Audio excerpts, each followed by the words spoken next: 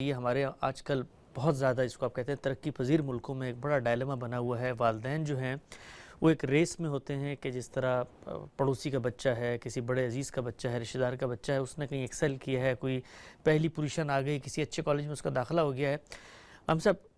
کہا یہ جاتا ہے کہ اسکول میں بچہ فیل ہو گیا۔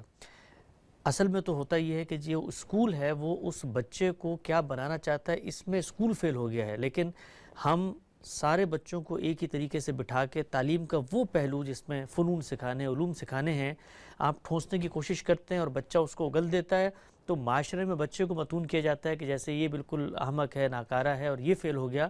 حقیقت کے اعتبار سے تو معاشرہ اس بارے میں فیل ہو گیا ہے کہ آپ کو اللہ تعالیٰ نے اس بچے کو جس لیے پیدا کیا تھا، ہم نے اس کو وہ چیز دی نہیں۔ یہی سب سے بڑا مسئلہ ہے ہمارے تعلیمی نظام کی، سب سے بڑی خامی یہی ہے کہ وہ جتنے بچے بھی اللہ تعالیٰ پیدا کرتا ہے ان سب کو ایک سے سمجھتے ہیں، جبکہ اللہ تعالیٰ کے ہاں صلاحیتیں متفاوت ہیں، اذواق متفاوت ہیں، رجحانات متفاوت ہیں اور بڑا فرق ہوتا ہے ان میں۔ تو اس لیے بہت غور کرنے کی چیز ہے کہ پہلے مرحلے میں کیا چیزیں ضروری ہیں۔ وہ تو میں نے عرض کیا کہ تہذیب نفس تو ہر ایک کی ضرورت ہے، اس کے لیے ہر شخص اپنے اندر ایک حصہ باطنی لے کے آیا ہے۔ اس کو حاصل کرنے اور اس کو اپریشیٹ کرنے کی صلاحیت بھی اللہ تعالیٰ نے اس کو دے کے بھیجا ہے۔ تو یہاں تو سارے انسان برابر ہیں۔ اس کے بعد ہے کچھ ضروری قسم کے ہنر، وہ بھی ہر آدمی سیکھ لیتا ہے، یعنی ضروری لکھنا پڑھنا سیکھ لیتے ہیں۔ اسی طرح زبانیں ہیں، یعنی دنیا میں آج تک کوئی ایسا بچہ پیدا نہیں ہوا جو کسی زبان کو نہ سیکھ سکا ہو۔ جہاں بھی پیدا ہوتا ہے یہ صلاحیت اللہ نے رکھی ہے، اللہ تعالیٰ نے اس کے اندر رکھی ہے۔ یعنی کبھی ایسا ہوا ہے کہ ایک بچہ ہے تو یہ پتہ چلے کہ یہ زبان نہیں سیکھ سکتا جو اس کے والدین بولتے ہیں، وہ یہ الگ بات ہے کہ کوئی جسمانی نقص اس میں رہ گیا یا اس طرح کی کوئی چیز ہو، ورنہ ہر نارمل بچہ اطمینان کے ساتھ زبان سیکھ لیتا ہے، اس کے لیے کوئی خاص صلاحیت کی ضرورت نہیں ہوتی۔ تو اگر فطری طریقے سے آپ 1 2 3 زبانیں سکھانا چاہتے ہیں، وہ بھی اطمینان کے ساتھ بچہ سیکھ لے گا، بشرطے کہ آپ زبان سکھائیں، یعنی جو بولنے کی زبان ہے، جو لکھنے کی زبان ہے، یہ چیزیں آپ نے سکھائی ہیں۔ اسی طرح سے جو ایک اسٹرکچر بنتا ہے جس میں آدمی عادات کو پہچانتا اور ان کے ربط کو جانتا ہے، جس کی مختلف شاخیں آپ کو ریاضی کے علم میں ملتی ہیں، اس میں الجبرا ہے، جیومیٹری ہے، عام ریاضی ہے۔ تو یہ وہ چیزیں ہیں کہ جن کو بنیادی طور پر سیکھنے میں کسی کو بھی دقت نہیں ہوتی، کسی کو بٹھا دیں سیکھ لے گا اطمینان کے ساتھ۔ تو ہماری تعلیم میں بھی اشتراک یہیں تک ہو سکتا ہے، اس کے آگے بہت تفاوت ہوتا ہے انسانوں میں۔ یعنی کچھ لوگوں کو اللہ تعالیٰ نے غیر معمولی ادبی صلاحیتیں دی ہوتی ہیں، کچھ کو غیر معمولی تحقیقی صلاحیتیں دی ہوتی ہیں، کچھ کے رجحانات فنون لطیفہ کی طرف ہوتے ہیں، کچھ لوگ ہنرمندی کی طرف مائل ہوتے ہیں۔ یہ ضروری ہے کہ ہر مرحلے پر، یعنی تعلیم کو مراحل میں تقسیم کر کے ہر مرحلے پر اس کو ایک مسئلہ بنایا جائے کہ بچے کا جائزہ لینا ہے، اس کی صلاحیت کیا سامنے آئی ہے، اساتذہ نے کیا محسوس کیا ہے، اس کے اپنے احساسات کیا ہیں، پھر اس کے مطابق اس کی رہنمائی کرنی چاہیے۔ اور تعلیم کے نظام میں بھی اتنا تنوع ہونا چاہیے کہ تمام بچے اپنے اپنے لحاظ سے اپنے شعبے کا انتخاب کر سکیں۔ اس میں ظاہر بات ہے کہ پھر جن لوگوں کو ہنرمند بننا ہے ان کو وہ چیزیں سکھانے کی ضرورت نہیں ہوتی جو ہم ٹھونستے رہتے ہیں،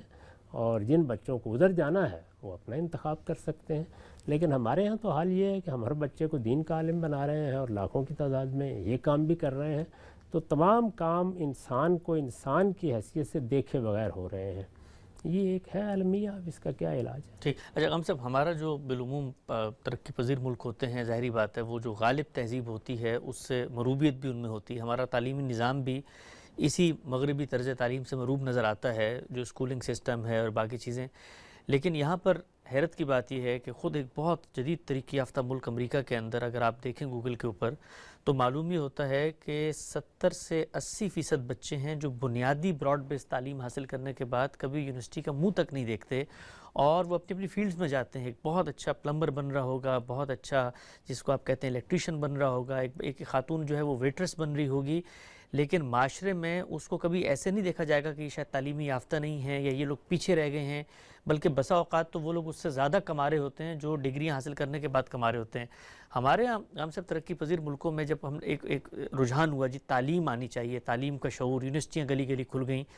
تو وہ یہ بات نہیں سمجھ سکے کہ تعلیم صرف اس چیز کا نام نہیں ہے کہ آپ کسی اختصاصی موضوع پر کوئی تحقیقی ڈگری آپ کسی کو دے دیں، بلکہ ایک فنون کی مہارت یہ بھی علم کا ایک بہت بڑا ذریعہ ہے۔ سارے ذرائع میں نے تو یہ عرض کیا کہ قدم قدم پر انسانوں کے اندر اللہ تعالیٰ نے کیا چیز بدیت کی ہے اس کا مطالعہ، اس کا مشاہدہ کرنا،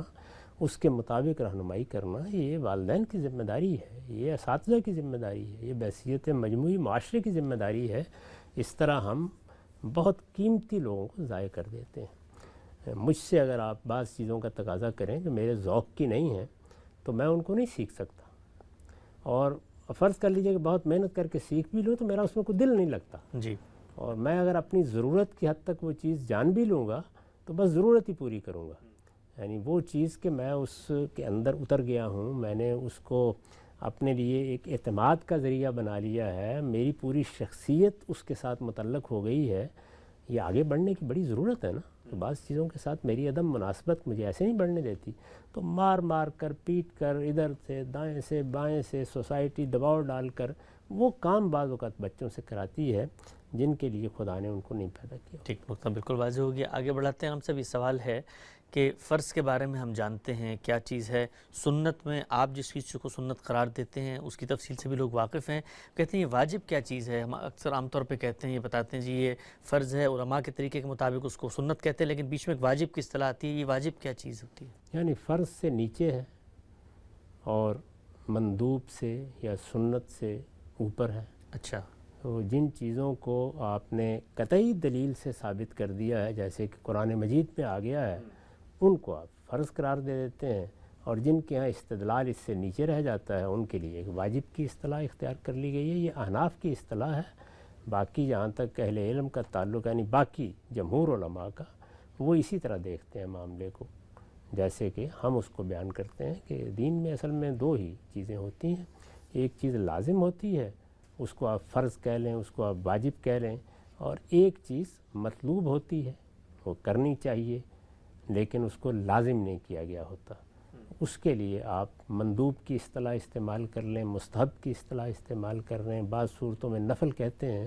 تو یہ چیزیں پسندیدہ ہیں، اچھی ہیں۔ اس کے مقابل میں حرام ہے اور مکروہ ہے، تو پھر بعض موقعوں کے اوپر ان میں مزید کچھ قسمیں بنا دی جاتی ہیں، اس سے کوئی فرق نہیں پڑتا، بنیادی چیزیں یہی ہیں۔ ٹھیک، نقطہ بالکل واضح ہوا۔ اس سوال ہم صاحب کہ تعظیمی سجدے کو رسالت محمد صلی اللہ علیہ وسلم نے منع کیا ہے، تو کیا اسے ہم یہ کہہ سکتے ہیں کہ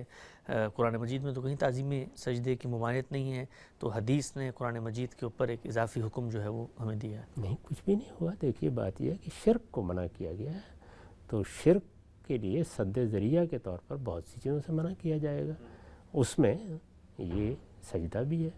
اگر وہ عبادت کی صورت میں ہے تو وہ تو قرآن مجید میں بتا دیا گیا ہے کہ عبادت کا سجدہ تو کسی کے سامنے بھی نہیں کیا جا سکتا، اس میں قرآن مجید نے واضح لفظوں میں ممانعت بیان کر دی ہے۔ اب رہ گئی یہ بات کہ کسی کی عظمت کے اعتراف میں سر جھکا دیا، عام طور پر سر جھکانے کے لیے بھی لفظ استعمال ہو جاتا ہے، یا اس سے آگے، تو اگر تو اس کی بالکل عبادت کے سجدے سے مشابہت ہو گئی ہے تو پھر تو گویا آپ نے عبادت ہی کر ڈالی۔ اگر اس سے نیچے بھی کوئی چیز ہے تو یہ سدن لذریعہ روکی جاتی ہے کہ آدمی کو اس کا احساس رہے کہ یہ سر صرف خدا کے سامنے جھکنے کے لیے ہے، تو اس میں دین کے معاملے میں کوئی اضافہ، کوئی کمی کچھ نہیں ہوا۔